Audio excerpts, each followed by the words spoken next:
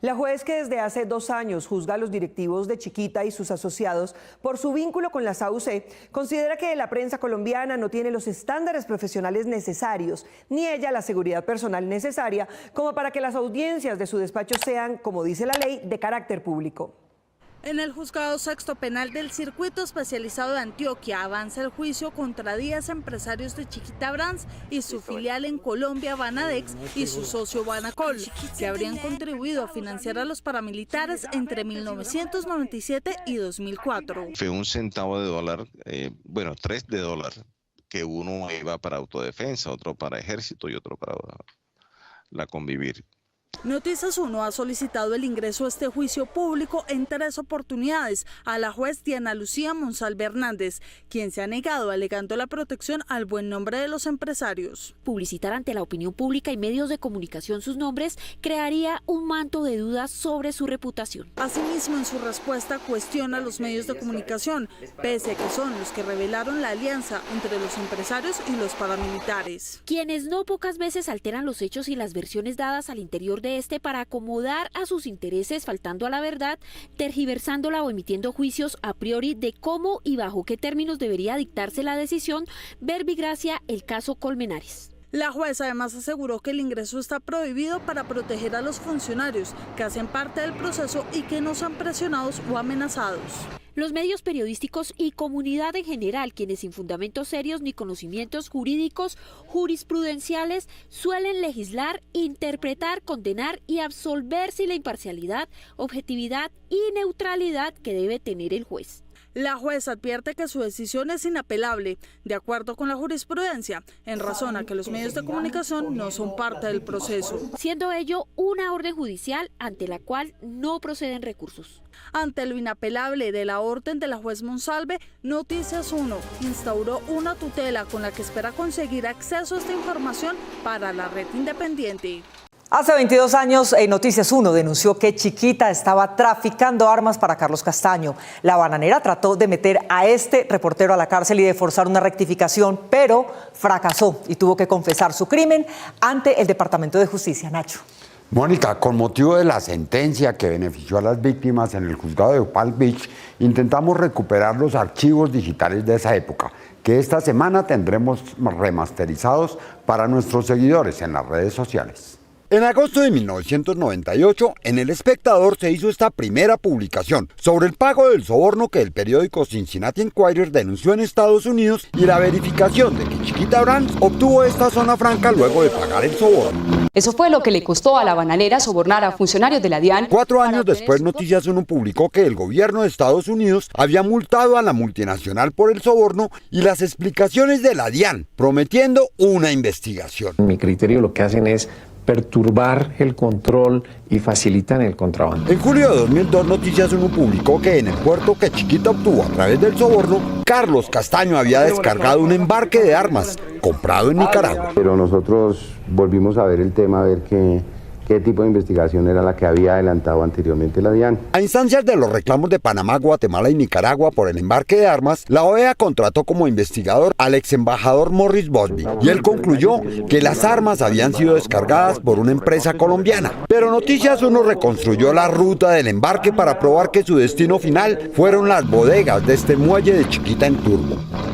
El 18 de julio de 2002, la Junta Directiva de Chiquita Brands se reunió en Cincinnati para discutir este informe, enviado por los abogados de Chiquita en Bogotá, que fue desclasificado una década después por la organización National Security Archives. Durante 14 segundos de la pieza periodística aparece debajo de la pantalla la frase Chiquita en tráfico de armas y debajo de esta la frase Compañía Bananera Internacional implicada en el contrabando.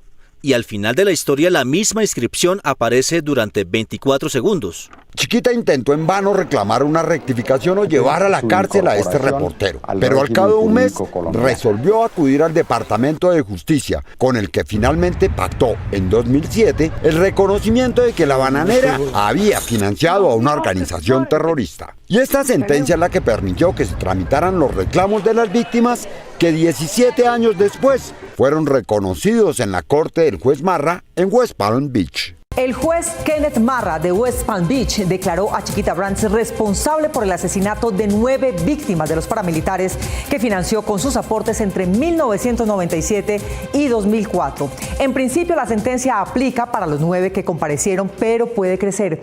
Nuestro director Ignacio Gómez en 1997 inició la investigación con base en la cual el Departamento de Justicia hizo comparecer a la bananera. Nacho, buenas noches. Mónica, la sentencia es por 38 millones de dólares y en este momento es aplicable a las víctimas que estuvieron en ese caso, que son 9, pero puede extenderse a las 106 ya reconocidas por ese juzgado, lo cual nos sumaría ya más de 350 millones y mucho más, porque son 4.900 los casos que tiene documentados el sistema judicial norteamericano. Un jurado de conciencia declaró a Chiquita Brands International responsable civilmente por las afectaciones a 9 víctimas del bloque bananero de la SAUC en Urabá, y el juez Kenneth Marra condenó a la bananera a pagarle 35 millones de dólares. Por tratarse de una class action o demanda de grupo, la sentencia es automáticamente aplicable a otras 106 víctimas acreditadas en el mismo despacho y podría aplicarse a otras 1.062 acreditadas en la Corte Federal de Washington. Esta es una sentencia histórica para la bananera, que desde su participación en el nacimiento de Costa Rica, la mutilación a Colombia del Istmo de Panamá, la masacre de Ciénaga en 1928, el golpe de Estado a Jacobo Arbenz en Guatemala en 1952, la invasión a Bahía Cochinos en Cuba en 1954. Ahora numerosas familias cubanas lloran a sus muertos. Y otros hitos históricos de derechos humanos, era objeto de reclamaciones que nunca encontraron justicia. Marco Simmons, director jurídico de Rights International, que junto con 3 bufetes de abogados de Miami representó a las víctimas en la corte del juez Marra, destacó lo histórico del veredicto esta tarde. En 2007, la multinacional había aceptado los cargos penales por su colaboración con una organización terrorista, dado que las AUC de Castaño habían recibido tal denominación. Mucha paciencia. Pero esta sentencia no se vio reflejada en una reparación para las víctimas, que tendrían que tramitar sus propios reclamos ante la justicia de Estados Unidos. El representante de Chiquita en este caso fue el abogado Eric Holder, el exsecretario de Justicia encargado que suscribió la Guía Federal para la Investigación Criminal de las Corporaciones, que hizo posible que la petición de la multinacional de que la sanción recayera sobre la empresa como tal, pero que ninguno de sus ejecutivos fuera procesado. Holder fue nombrado secretario de Justicia de Estados Unidos 8 meses después, y durante sus 8 años en el cargo de la Fiscalía de Estados Unidos fue imposible para las víctimas lograr que su caso fuera considerado en los tribunales federales.